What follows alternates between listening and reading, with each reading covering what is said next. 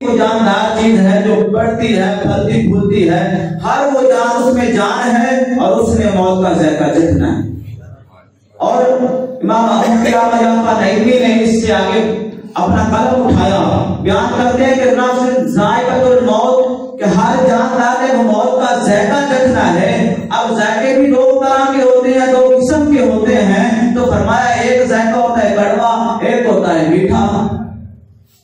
اب اس میں فرق کیا ہے، بات سمجھا کیا چاہ رہے ہیں، کیا سمجھانا چاہتے ہیں مفتی احمد یافع نعیمی رحمۃ اللہ علیہ؟ آپ فرماتے ہیں اب جو کڑوا ذائقہ ہے، اس سے جو مراد لیا جائے گا وہ موت ہے جو سختی کے عالم میں آئے گی، اور جو میٹھا ہے فرمایا وہ جب بندہ مومن ہوگا، جب مومن کی جب روح قبض کر دی جاتی ہے تو اس کو کوئی مشکل نہیں ہوتی۔ فرمایا اسی ہی موت کی دعا کرنی چاہیے کہ اللہ رب العزت ہمیں میٹھے ذائقے والی موت عطا فرمائے۔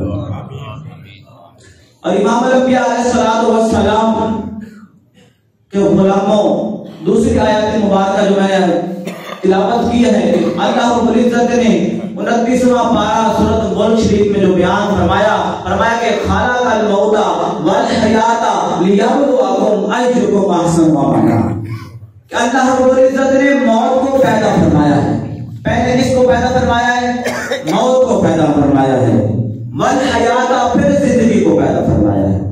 کیوں بنایا ہے موت اور زندگی کا یہ نظام؟ فرمایا لیبلوکم، تاکہ میں تمہیں آزماؤں کہ ایکم احسن عملا، کہ تم میں سے اچھے عمل کون کرتا ہے اور برے عمل کون کرتا ہے۔ یہ اللہ رب العزت نے کس لیے موت اور زندگی کو پیدا فرمایا؟ تاکہ تجھے جانچ سکے کہ تم میں سے کون وہ بندہ ہے، کون مرد مومن ہے جو ساری زندگی اپنے اللہ اس کے رسول کے نقش قدم پر بتائے ہوئے راستے پر گزارتا ہے، اور کون اس کے راستے سے بھٹکتا ہے، گمراہ ہوتا ہے۔ اور موت تو ایک بہرحال عدل حقیقت ہے، یہ تو عالی ہی عالی ہے۔ اللہ رب العزت نے فرمایا قل ان الموت الذی تفرون منہ فانہ ملاقوہ، اے محبوب صلی اللہ علیہ وآلہ وسلم آپ فرما دیجئے کہ موت بے شک جس سے تم بھاگتے ہو وہ تو تمہیں آ کر ہی رہے گی۔ اینما تکونوا یدرککم الموت، تم جہاں کہیں بھی ہو موت تمہیں آ کر ہی رہے گی۔ ولو کنتم فی بروج مشیدہ، چاہے تم مضبوط قلعوں میں کیوں نہ ہو، موت تمہیں پھر بھی پکڑ کر رہے گی۔ یہ ایک ایسا دروازہ ہے کہ جس نے ہر ایک نے جس سے دروازے سے گزرنا ہے۔ آج ہم اپنا محاسبہ کریں، غور و فکر کریں، ہمارے پاس کاروبار کے لیے بھی وقت ہے، اپنے سکول کے لیے بھی وقت ہے، اپنے کالج جانے کے لیے بھی وقت ہے، سیر و تفریح کرنے کے لیے وقت ہے۔ اگر وقت نہیں ہے ہمارے پاس تو صرف نماز کا وقت نہیں ہے، وہ ہمارے پاس صرف تلاوت قرآن پاک کا وقت نہیں رہ گیا، ہر چیز کا وقت ہے، پر یہ نہیں پتا کہ ہم نے کب نماز پڑھنی ہے، کب تلاوت قرآن پاک کرنی ہے۔ سنیے میرے امام الانبیاء علیہ الصلوۃ والسلام نے فرمایا بلکہ اللہ رب العزت کا فرمان پیش کرتا ہوں، ادا الصلاۃ واتبع شہوات فسوف یلقون غیا۔ اللہ رب العزت نے فرمایا جو بندہ اپنی نمازوں کو ضائع کر دیتا ہے آخری اس نے اپنا ٹھکانہ جہنم بنا لیا ہے۔ اللہ اکبر، یہ رب کا فرمان ہے جو بندہ اس کو بدل نہیں سکتا، اور رب کا فرمان غلط ہو نہیں سکتا کہ جس نے نمازوں کو ضائع کر دیا اس نے اپنا ٹھکانہ جہنم بنا لیا ہے۔ اور فرمایا اللہ فرماتے ہیں جو بندہ بے نمازی ہوتا ہے اس کو 15 عذاب دیے جاتے ہیں، اور ان میں سے میں کچھ عرض کر دیتا ہوں۔ جب وہ 3 عذاب ایسے ہیں، جب وہ بندہ اس کی موت کا وقت آتا ہے تو وہ بندہ ذلت کے ساتھ مرتا ہے۔ جو بندہ بے نمازی ہوتا ہے، نماز نہیں پڑھتا، فرمایا جب موت کا وقت آئے گا تو وہ بندہ ذلت کی موت مرے گا۔ دوسرا فرمایا وہ عذاب اس کو دیا جائے گا جو بندہ بے نمازی ہوگا، فرمایا ایک تو یہ ہو گیا تو ذلت کے ساتھ مرے گا، فرمایا دوسرا وہ ہے جو بندہ نماز نہیں پڑھتا وہ بھوکا مرے گا۔ تیسرا فرمایا وہ ہے عذاب اس کے لیے جو بندہ نماز نہیں پڑھتا وہ پیاسا مرے گا، کبھی سیر ہو کر نہیں مرے گا۔ فرمایا جب بندہ بھی نمازی جاتا ہے قبر میں تو قبر میں بھی اس کو عذاب دیا جاتا ہے۔ ایک تو عذاب یہ دیا جاتا ہے کہ اس کی قبر اس کو اس طرح دباتی ہے کہ اس کی ہڈی پسلیاں ٹوٹ پھوٹ جاتی ہیں۔ فرمایا دوسرا عذاب اس کو یہ دیا جاتا ہے کہ اس کی قبر میں آگ ڈالی جاتی ہے۔ اللہ اکبر۔ اور تیسرا عذاب جو دیا جاتا ہے فرمایا اس قبر میں ایک ایسا سانپ ڈال دیا جاتا ہے، اسدا جس کو کہتے ہیں۔ فرمایا وہ سانپ اگر ایک مرتبہ اس بے نمازی کو ٹانگ مارے جیسے تو 70 ہاتھ ہوگا، 70 کا زمین میں دس جائے۔ اللہ اکبر، اتنا سخت عذاب بے نمازی کو دیا جاتا ہے۔ اور جو بندہ پھر مومن ہوتا ہے پھر اس کا قبر کس طرح استقبال کرتی ہے وہ بھی اللہ کے محبوب نے بیان فرما دیا. جب وہ بندہ مومن ہوتا ہے اللہ کے بتائے ہوئے راستے پر اپنی زندگی بسر کرتا ہے رسول اللہ کے نقشے پر اپنی زندگی گزارتا ہے وہ بندہ جب وہ قبر میں جاتا ہے تو قبر اس کو خوش آمدید کہتی ہے. اور پیار سے جس طرح ماں اپنے بیٹے کو شفقت سے دباتی ہے بس اتنا ہی دباتی ہے. اور جب وہ بندہ کامیاب ہوتا ہے مرد مومن ہوتا ہے تو پھر اس کے لیے جنت کی طرف سے کھڑکیاں کھول دی جاتی ہیں. اس کی طرف سے جنت کی طرف سے پھر جنت کی مہک آنی شروع ہو جاتی ہے. اور جہاں تک اس کی نظر جاتی ہے وہاں تک اس کی قبر کو وسیع کر دیا جاتا ہے. کیونکہ بندے صرف دو قسم کے ہوتے ہیں. ایک جو ہوتا ہے اللہ کے بتائے ہوئے راستے پر اپنی زندگی گزارتا ہے. دوسرا وہ بندہ ہوتا ہے جو اللہ کے بتائے ہوئے راستے پر نہیں چلتا شیطان کے راستے پر چل پڑتا ہے. پھر جو بندہ مومن ہوتا ہے جب اس کی موت کا وقت آتا ہے تو وہ بندہ پریشان نہیں ہوتا بلکہ وہ بندہ مسکرا کر اس دنیا سے جاتا ہے. کیونکہ امام الانبیاء علیہ السلام نے فرما دیا الدنیا سجن المومن وجنت للکافر کہ دنیا مومن کے لیے قید خانہ ہے اور کافر کے لیے دنیا جنت ہے. اور مومن کے لیے دنیا قید خانہ ہے تو پھر وہ جب دنیا کو چھوڑ کے جائے گا قید خانے سے نکلے گا تو وہ بندہ پریشان نہیں ہوگا وہ بندہ خوش ہو کر جائے گا. کیونکہ امام الانبیاء نے فرما دیا الموت تحفۃ المومن موت تو مومن کے لیے تحفہ ہے. پھر بھی ہم ڈرتے ہیں کیونکہ ہمیں پتہ ہے اپنے کام کس طرح کیے ہوئے ہیں. اللہ اکبر. میرے امام الانبیاء علیہ السلام نے فرمایا کہ قبر بندے کو ایک دن میں 3 مرتبہ پکارتی ہے. ان القبر ینادی کل یوم 3 مرات ایک دن میں قبر بندے کو 3 دفعہ پکارتی ہے کہ اے انسان تو غافل نہ ہو دنیا میں آخر کار تمہیں مجھ میں آنا ہے اور میں طریقوں اندھیروں کا بچھو کا گھر ہوں. تو نے تیاری کر رکھی ہے جب موت بندے کو پکارتی ہے قبر پکارتی ہے پھر بندہ کس قدر دنیا میں غفلت میں پڑا ہوا ہے. بندہ کس جوانی کے ٹھاٹ ٹھماٹ میں اپنی زندگی گزار رہا ہے اس کو پتہ نہیں ہے. آج دنیا کا کام ہو تو بندہ اپنے مستقبل کے لیے سب کچھ کرتا ہے. والدین بھی چاہتے ہیں میرا بیٹا اچھا پڑھ جائے اچھی تعلیم حاصل کر جائے اچھے اسکول میں جائے اچھے کاروبار کرے سب کچھ کرے پر والدین نے بھی کبھی یہ نہیں سوچا کہ میرے بیٹی کی آخرت نہیں سمجھ جائے. دنیا کا نظام 4 دن کی زندگی ہے دنیا ہے یہ نظام ہم حاصل کرنے کے لیے سب کچھ کر بیٹھتے ہیں کہ ہماری دنیا سمجھ جائے پر کبھی اس پہلو پہ غور نہیں کیا کہ ہماری آخرت بھی سمجھ جائے. جی والدین کا بھی حق بنتا ہے کہ اپنے بیٹے کو دین کی تعلیم دے اس کو صحیح غلط سکھائے. والدین کا حق بنتا ہے. اللہ اکبر. والدین کی جو عظمت اللہ رب العزت نے فرمائی ہے اللہ رب العزت فرماتا ہے وَقَضَىٰ رَبُّكَ أَلَّا تَعْبُدُوا إِلَّا إِيَّاهُ وَبِالْوَالِدَيْنِ إِحْسَانًا. تمہارے رب نے فیصلہ کر دیا ہے کہ اس کے سوا کسی کی عبادت نہ کرو. وَبِالْوَالِدَيْنِ إِحْسَانًا اور اپنے رب کا اپنے والدین کے ساتھ اچھا سلوک کرو. سورۃ لقمان میں میرے اللہ رب العزت نے فرمایا انشکر لی وَلِوَالِدَيْکَ پہلے میرا شکریہ ادا کرو اس کے بعد اپنے والدین کا شکریہ ادا کرو. جی جس کا ذکر بار بار رب نے قرآن میں بیان فرمایا پھر وہ وسطی عام نہیں ہو سکتی. اور میرے امام الانبیاء علیہ السلام نے والدین کی شان بیان فرمائی. اللہ رب العزت کے محبوب نے فرمایا رضا ربی فی رضا الوالدی وسخط ربی فی سخط الوالدی کہ رب کی ناراضگی جو ہے وہ والدین کی ناراضگی میں ہے اور رب کی رضا بھی والدین کی رضا بھی ہے. جو بندہ چاہتا ہے کہ میرا خدا وحدہ لا شریک مجھ پر راضی ہو جائے پھر وہ کیا کرے پھر وہ اپنے والدین کو راضی کر لے رب بھی راضی ہو جائے گا. میرے امام الانبیاء علیہ السلام نے فرمایا جو بیٹا اپنے والدین کو نظر رحمت سے ایک مرتبہ بھی دیکھ لیتا ہے تو رب تعالیٰ اس کے لیے مقبول حج کا ثواب عطا فرماتا ہے کہ کتب اللہ تعالیٰ لہ بکل نذر حجۃ مبرورۃ اس کو ایک حج کا ثواب عطا فرما دیتا ہے. حج بھی مقبول حج کا ثواب عطا فرما دیتا ہے. امام الانبیاء علیہ السلام کے غلاموں نے عرض کی یا رسول اللہ صلی اللہ علیہ وآلہ وسلم جو بندہ ایک مرتبہ اپنے والدین کو پیار بھری نگاہ سے شفقت سے دیکھتا ہے رب ایک مقبول حج کا ثواب عطا فرما دیتا ہے. جو بندہ اپنے والدین کو 100 مرتبہ دیکھ لے امام الانبیاء علیہ السلام نے فرمایا میرے رب کے خزانوں میں کمی نہیں ہے. بندہ 100 مرتبہ بھی دیکھے رب 100 حج کا ثواب عطا فرما دیتا ہے. رب تو 100 حج کا ثواب وہ تو بڑا بے نیاز ہے اور چاہے تو بندہ چاہے جتنے مرضی حج کا رب ایک بھی قبول نہ فرمائے وہ تو بے نیاز ہے.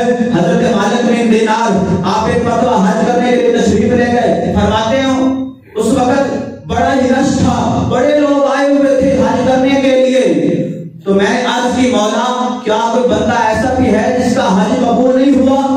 مجھے خواب میں بتایا گیا، فرماتے ایک بندہ ہے جس کا نام ہے محمد بن ہارون بلخی، اس کا حج رب تعالیٰ نے قبول نہیں فرمایا۔ اب فرماتے ہیں صبح میں اٹھا، بیدار ہوا، میں ڈھونڈنے لگ گیا کہ محمد بن ہارون بلخی کون ہے، لوگستان کا رہنے والا تھا۔ جب میں نے ان کو پا لیا، ڈھونڈ لیا، میں لوگوں سے پوچھا کہ تم میں سے محمد بن ہارون بلخی کون ہے؟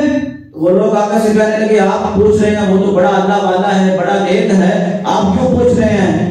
فرماتے ہیں مانا کا بتاؤ تو صحیح۔ تو لوگوں نے بتایا وہ پہاڑ کے پیچھے اس نے اپنا خیمہ لگایا ہوا ہے، وہاں اللہ اللہ کرتا ہے۔ میں پریشان ہو گیا، مجھے خواب میں بتایا گیا ہے اس کا حج قبول نہیں ہوا، یہ لوگ کہہ رہے ہیں وہ تو بڑا نیک ہے، اللہ والا ہے، 24واں حج کرنے آیا ہے، سمجھ نہیں آئی۔ آپ فرماتے ہیں میں پہاڑ کے پیچھے چلا گیا، میں نے دیکھا تو وہ نوافل ادا کر رہا تھا محمد بن ہارون بلخی۔ میں نے اس میں سلام پھرا، میں نے السلام علیکم کہا، اس نے جواب دیا، میں نے کہا آپ ہی محمد بن ہارون بلخی ہیں؟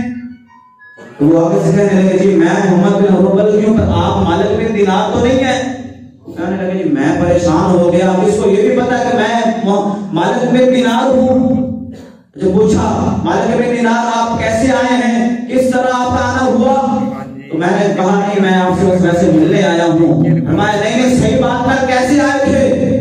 تجھے تو یہ اس وجہ سے نہیں آیا، مجھے بتانے سے نہیں آیا کہ میرا حج قبول نہیں ہوا۔ آپ فرماتے میرے رونگٹے کھڑے ہو گئے، کس کو یہ بھی پتا ہے کہ میرا حج قبول نہیں ہوا؟ فرماتے میں بیٹھ گیا، میں نے پوچھا بھی تیرا حج کیوں، تجھے کیسے پتا کہ تیرا حج نہیں قبول ہوا؟ وہ کہنے لگا مالک بن دینار یہ میرا کوئی پہلا حج نہیں ہے، مجھے 24 سال ہو گئے حج کرتے ہوئے، میں حجر اسود کے بوسے بھی لیتا ہوں، مالک بن ریاض کے گھر کا طواف بھی کرتا ہوں اور سعی بھی کرتا ہوں، سارے کام کر لیتا ہوں۔ جب مکمل ہونے کے پہنچتا ہوں کوئی نہ کوئی اللہ کا ولی آ کے کہتا ہے محمد بن ہارون بلخی جہاں بھاگ جا تیرا حج قبول نہیں ہوا۔ 24 سال ہو گئے مجھے حج کرتے ہوئے، جب مکمل کرنے کی کوشش کرتا ہوں تو کوئی نہ کوئی آگے کہتا ہے جہاں بھاگ جا تیرا حج قبول نہیں ہوا۔ تو تو بھی اس لیے آیا ہے مجھے بتانے آیا کہ تیرا حج قبول نہیں ہوا۔ آپ فرماتے ہیں تجھے یہ بھی پتا ہے کہ تیرا حج قبول نہیں ہو رہا، آخر کوئی وجہ تو ہے نا، بتا تو صحیح نا تیرا حج کیوں قبول نہیں ہو رہا؟ وہ کہنے لگا مالک بن دینار چھوڑیے آپ اس بات کو، اگر میں نے بتا دیا تو آپ بھی مجھ سے نفرت کرنے لگ جائیں گے۔ آپ فرماتے ہیں میں نے بار بار اصرار کیا یار بتا تو صحیح کیا وجہ ہے، کس وجہ سے تیرا حج قبول نہیں ہوتا؟ فرماتے ہیں میں نے اس کے گھٹنے پہ ہاتھ رکھا، وہ بندہ بھی مزدور تھا، ایک ہاتھ سے کٹا ہوا تھا، میں نے کہا یار بتا تو صحیح نا۔ وہ کہنے لگا کہ میں ماں کا فرمان نافرمان تھا۔ اللہ اکبر، میں اپنی ماں کا نافرمان تھا۔ فرمایا کس طرح کا تو نافرمان تھا؟ وہ کہنے لگا اللہ نے مجھے بڑا مال دیا تھا، بڑی زمینیں جائیدادیں گھوڑے بڑا کچھ مالک نے عطا کیا، اور میں نے اس مالک کے دیے ہوئے مال کو ناجائز جگہوں پہ خرچ کرنا شروع کر دیا، میں شرابی بن گیا۔ ایک دفعہ میں نے شراب پی لی، رمضان کا مہینہ تھا، میں اپنے گھر آیا، عصر کا وقت تھا، میری والدہ روٹیاں لگا رہی تھی، میں نے اپنی والدہ سے کہا مجھے روٹی دو، والدہ نے کہا شرم کرو، خود تو روزے رکھتے نہیں ہو، دوسرے کو تو حیا کرو۔ بس والدہ نے یہ بات کہی کہ محمد بن ہارون بلخی کہتے ہیں میں نے تھپڑ لگایا، والدہ جلتے ہوئے تندور میں گر گئی اور جل گئی۔ فرماتے ہیں لوگوں نے مجھے کمرے میں بند کر دیا، میں ساری رات شور سنتا رہا، نشے کی حالت میں پڑا رہا۔ جب مجھے دوسرے دن ظہر کے وقت ہوش آیا تو میں نے دیکھا کہ میری بیوی الماری سے کپڑے نکال کے جا رہی ہے۔ میں نے پوچھا کہاں جا رہی ہو؟ وہ کہنے لگی میں ماں کے قاتل کے ساتھ نہیں رہ سکتی۔ تو میں نے کہا ماں قتل ہو گئی، مجھے بتایا ہی نہیں۔ فرمایا ہاں ماں تمہاری قتل ہو گئی، جل کر تندور میں گر کر مر گئی۔ کہنے لگا پھر مجھے تمہیں بتایا کیوں نہیں، مجھے ماں کا چہرہ کیوں نہیں دیکھنے دیا، چار پائی کو کندھا کیوں نہیں دینے دیا؟ وہ بیوی کہنے لگی ماں نے جاتے وقت وصیت کی تھی میرے بیٹے کو میرا منہ مت دکھانا اور میری چار پائی کو ہاتھ بھی نہیں لگانے دینا، یہ وصیت کر کے گئی تھی۔ اب فرماتے ہیں مالک بن دینار جب میں نے یہ قصہ سنا، یہ بات سنی تو میں نے بھی اس کو تھپڑ مارا، میں نے کہا تو ہے اسی قابل کہ رب تیری توبہ قبول نہ فرمائے۔ فرماتے میں وہاں سے چلا آ گیا، رات کو سویا تو امام الانبیاء کی زیارت ہوئی۔ امام الانبیاء علیہ السلام نے فرمایا ہے مالک بن دینار تو نے اللہ کی رحمت میں محمد بن ہارون بلخی کو مایوس کر دیا ہے۔ فرماتے میں نے کہا یا رسول اللہ وہ اسی قابل تھا، اس نے وہ تو ماں کا قاتل ہے، وہ اسی قابل ہے، اللہ اس کی کوئی عبادت قبول نہ فرمائے۔ تو آپ نے فرمایا کہ اللہ وحدہ لا شریک وہ بڑا ہی بے نیاز ہے، وہ بڑا بے نیاز ہے۔ محمد محمد بن ہارون ملکی نے اس کے بعد اپنا ہاتھ کاٹ ڈالا جس ماں سے، جس ہاتھ سے ماں کو تھپڑ مارا تھا. فرماتے ہیں میرے پاس جتنی جائیداد تھی، جتنا مال تھا، میں نے سب اللہ کی راہ میں قربان کر دیا. ساری رات میں نوافل ادا کرتا ہوں، دن کو روزہ رکھتا ہوں. 24 سال ہو گئے حج کرتے ہوئے، پر حج قبول نہیں ہو رہا. کیوں قبول نہیں ہو رہا؟ کیونکہ میں نافرمان تھا. اللہ وحدہ لا شریک محبوب نے بتایا اے ملک میں دینار، اللہ وحدہ لا شریک کی رحمت بڑی وسیع ہے. جب قیامت دن ہوگا، محمد بن ہارون ملکی کی ماں عرض کرے گی مولا میرا قصور کیا تھا، مجھے بتائیں کہ کس لیے میرے بیٹے نے مجھے جلا کے مارا تھا، تو اس سے حساب دے. اللہ رب العزت مقدمہ جو فرمائے گا اور کہے گا فرشتوں محمد بن ہارون ملکی کو لے کے جہنم میں ڈال دو. محمد بن ہارون ملکی کو لے کے جا کے جہنم میں ڈال دو. اور جب فرشتے لے کے جا رہے ہوں گے تو وہ پیچھے مڑ کے دیکھے گا، آگے لے جائیں گے، پھر پیچھے مڑ کے دیکھے گا، روئے گا، کہے گا میری ماں ساری زندگی جب مجھے کوئی مصیبت آتی تھی تو تو ہی تو مجھے بچایا کرتی تھی، مہربانی فرما مجھے معاف فرما دے، مجھے معاف فرما دے. اللہ کے محبوب نے فرمایا مالک بن دینار جب وہ یہ بات کہے گا، اس کی ماں کہے گی مولا یہ تو بیٹا تھا، اسی نے مجھے جلا کے مارا تھا، پر میں تو ماں ہوں، میں اپنے بیٹے کو جہنم میں جلتا ہوا نہیں دے سکتی، تو مہربانی فرما میرے بیٹے کو معاف فرما دے. یہ ماں کا اپنا رنگ ہوتا ہے، اپنا انداز ہوتا ہے، بیٹا چاہے جس طرح کا ہو پر ماں کی محبت با کمال ہوتی ہے. جب ماں یہ کہے گی تو اللہ رب العزت فرمائے گا فرشتوں میں نے معاف کر دیا ہے اس بندے کو، اس کو جنت کی طرف لے دو، جنت میں ڈال دو. یہ ماں کا نام فرمان جو بندہ ہوتا ہے اللہ رب العزت پھر اس کو معاف نہیں فرماتا جب تک ماں خود نہ معاف فرمائے. کیونکہ حقوق العباد میں سے یہی تو بات ہے. اگر ایک حقوق اللہ ہوتا ہے بندہ نماز نہیں پڑھتا، روزہ نہیں رکھتا، حج نہیں کرتا، زکات نہیں دیتا، تو وہ اللہ کا معاملہ ہے، اللہ چاہے تو معاف فرما دے. لیکن جو حقوق العباد ہوتے ہیں جب تک بندہ معاف نہ فرمائے گا اللہ کبھی معاف نہیں فرمائے گا اس بندے کو. وہ بندہ پہلے معاف فرمائے اس بندے کو تو پھر رب معاف فرماتا ہے. جب تک بندہ رب معاف فرمائے خدا بھی معاف اس کو نہیں فرماتا. اور ایک رابی آیا تھا نا رسول اللہ کی بارگاہ میں، عرض کی یا رسول اللہ صلی اللہ علیہ وآلہ وسلم میں تو ایک سیدھا سادہ رابی ہوں، اتنا علم مجھے نہیں ہے، آپ مجھے بس دو ہی لفظوں میں بتا دیں کہ ماں باپ کیا ہے. میں سادہ سا بنتا ہوں تو مجھے سادے لفظوں میں بتا دیں کہ ماں باپ ہے کیا. ترمذی کی حدیث سے بات ہے، ترمذی کے الفاظ ہیں میرے امام الانبیاء علیہ الصلوۃ والسلام نے فرمایا وہ جنت کو بنا لوں وہ جنت کا بنا لوں. فرمایا اے میرے عربی، اے میرے صحابی، ماں باپ تمہاری جنت بھی ہیں اور تمہاری دوزخ بھی ہیں. ماں باپ تمہاری جنت بھی ہیں، تمہارے دوزخ بھی ہیں. جس نے ماں باپ کو راضی کر لیا اس نے خدا کو راضی کر لیا، جس نے خدا کو راضی کر لیا اس نے اپنا ٹھکانہ جنت بنا لیا. ماں باپ تمہارے دوزخ بھی ہیں اور تمہارے لیے جنت بھی ہیں. تو آج ہم اس مقصد کے لیے حاضر ہو کر جہاں پر حاضر ہوئے اس کا مقصد یہی ہے کہ بھائی محسن صاحب کی والدہ اس دنیا فانی سے چلی گئی. اللہ رب العزت کی بارگاہ میں دعا ہے کہ ان کے درجات کو بلند فرمائے. کیوں آج ہم سب یہاں پر اظہار ثواب کے لیے حاضر ہوئے کہ کچھ کلمہ کلام پڑھ کے مرحومہ کے لیے اظہار ثواب کرتے ہیں جی.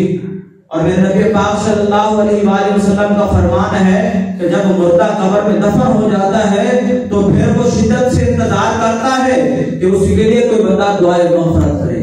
مثال دی اس طرح ایک بندہ دریا میں ڈوب رہا ہے، ڈوبنے والا شخص بڑی شدت سے انتظار کرتا ہے کہ اس کو کوئی آگے بچائے، کوئی سہارا اس کو مل جائے جو اس کو اس پانی سے باہر نکال لے آئے. فرمایا اسی طرح مردہ بھی قبر میں شدت سے انتظار کرتا ہے کہ اس کے لیے بندہ دعائے مغفرت کرے. اور امام الانبیاء علیہ الصلوۃ والسلام نے فرمایا جب اس کا کوئی عزیز و اقارب دوست، باپ بیٹا بہن بھائی کوئی بھی اس کے لیے دعائے مغفرت کرتا ہے تو اس کو اتنی خوشی نہیں ہوتی. اگر کائنات کی ہر شے، ہر خوشی اس کے سامنے رکھ دی جائے تو اس کو اتنی خوشی نہیں ہوتی جتنی خوشی اس کو دعا سے ہوتی ہے، دعائے مغفرت سے ہوتی ہے. اور امام الانبیاء علیہ الصلوۃ والسلام کا فرمان ہے کہ جب بندہ قبر میں داخل ہوتا ہے تو گناہوں سمیت داخل ہوتا ہے، گناہوں کی گٹھڑیاں لے کر قبر میں جاتا ہے. اور جب بندہ قبر سے اٹھایا جائے گا تو ایسے گناہوں سے پاک صاف ہوگا جس طرح بیٹا اپنے ماں کے پیٹ سے پیدا ہوتا ہے. تو صحابہ نے عرض کیا سنا یہ کیسے ہو جائے گا؟ جب بندہ قبر میں گیا تو گناہوں والا تھا، گناہوں کو ساتھ لے گیا، جب قبر سے باہر آیا تو گناہوں سے پاک میرے امام الانبیاء علیہ السلام نے فرمایا اس وجہ سے کہ اس کے جو ہے عزیز و اقارب اس کے لیے دعائیں مغفرت کرتے رہیں گے، رب اس کے گناہوں کو معاف فرماتا ہے۔ یہ ہے دعائیں مغفرت کی فضیلت۔ تو اب نیک اولاد کا حق بھی یہی بنتا ہے، اگر والدین دنیا فانی سے چلے گئے تو اپنے والدین کے لیے صدقہ جاریہ کرتے رہیں، ان کے لیے دعائیں مغفرت کرتے رہیں۔ اور امام الانبیاء علیہ السلام کے حدیث مفہوم ہے کہ جب والدین اس دنیا فانی سے چلے جائیں تو والدین کے حقوق جو ہیں اولاد پر 4 حقوق ایسے ہیں۔ ایک حقوق یہ ہے اولاد کا کہ اپنے ماں باپ کا جنازہ پڑھیں، دوسرا حقوق یہ ہے کہ ان کے لیے دعائیں مغفرت کریں، یہ بھی والدین کا حق ہے اولاد پر۔ جب اولاد ماں باپ چلے جائیں تو پھر اولاد اس کے لیے دعائیں مغفرت کریں۔ اور فرمایا تیسرا یہ ہے کہ ماں باپ نے جو وعدہ کیا ہے دنیا میں وہ وعدے کو پورا کرنا اولاد کا حق ہے۔ چوتھا حق اولاد کا یہ ہے کہ ماں باپ اگر دنیا سے چلے گئے، ماں باپ کے جتنے بھی عزیز و اقارب بہن بھائی تھے ان کے لیے اچھا ان کا استقبال کریں، اگر وہ گھر میں آئیں ان کے ساتھ عزت احترام کے ساتھ پیش آئیں۔ جس طرح ماں باپ کا اپنے بہن بھائیوں سے پیار تھا، اب اولاد کا حق ہے ماں باپ کے بہن بھائیوں سے اسی طرح پیار والا رشتہ بنائیں، یہ بھی اولاد کا حق ہے۔